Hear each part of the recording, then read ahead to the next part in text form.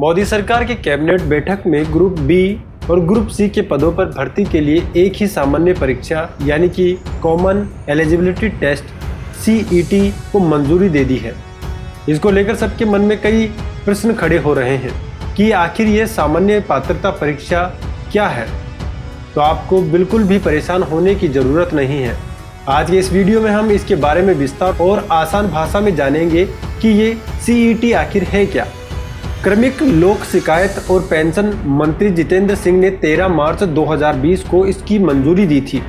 उन्होंने कहा था कि सरकारी एजेंसियों और हर साल आवेदन करने वाले 2.5 करोड़ उम्मीदवारों की भर्ती प्रक्रिया को सही करने के लिए केंद्र सरकार एक ऑटोनोमस बॉडी यानी कि राष्ट्रीय भर्ती एजेंसी यानी नेशनल रिक्वायरमेंट एजेंसी NRA का गठन करेगी, जो कि सामान्य पात्रता परीक्षा यानी कॉमन एलिजिबिलिटी टेस्ट का ऑनलाइन आयोजन करवाएगी। इसमें छात्रों के श्रम और पैसे की भी बचत होगी। सीधे तौर पर आप इसे ऐसे समझ सकते हैं कि मान लीजिए कोई उम्मीदवार बैंक व SSC दोनों की तैयारी कर रहा था और दोनों ही परीक्षाएं एक साथ आ जाती थी, तो विद्यार्थी उससे परेशान हो जाते थे और ऐसे में कई बार छात्र परीक्षा छोड़ देते थे। लेकिन अब ऐसा नहीं होगा। छात्रों के लिए अलग अलग फॉर्म भरने और पैसे देने की झंझट से भी मुक्ति मिलेगी। यानी आपको केवल कॉमन एलिजिबिलिटी टेस्ट देने के बाद सीधे मेन एग्जाम्स में बैठ सकते हैं। ट्राई 1 देने की आवश्यकता खत्म हो जाएगी।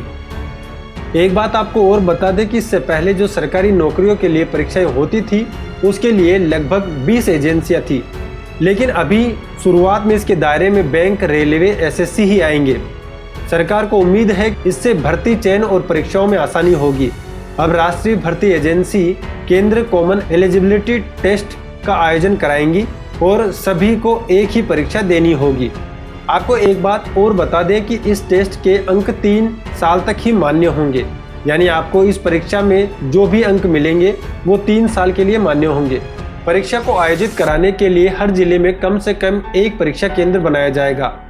इस दौरान उम्मीदवार चाहे तो अपनी योग्यता और पसंद के हिसाब से अलग अलग क्षेत्रों में नौकरी के लिए आवेदन कर सकते हैं और साल में 2 बार अपने अंक बढ़ाने के लिए टेस्ट दे सकते हैं। अब जानते हैं कॉमन एलिजिबिलिटी टेस्ट में क्या क्या फ़ायदे हैं। छात्र अलग अलग फॉर्म भरने और पैसे देने की झंझट से मुक्ति मिलेगी।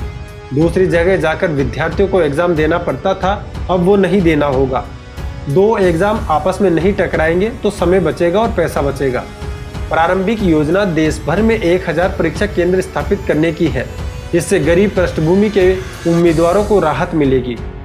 इस खबर से संबंधित अगर कोई भी प्रश्न आपके मन में है तो आप हमें कमेंट करके पूछ सकते हैं। साथ ही ऐसी ही खबरें पाने के लिए आप हमारे चैनल को सब्सक्राइब करें और बेल आइकन को जरूर दबाएं।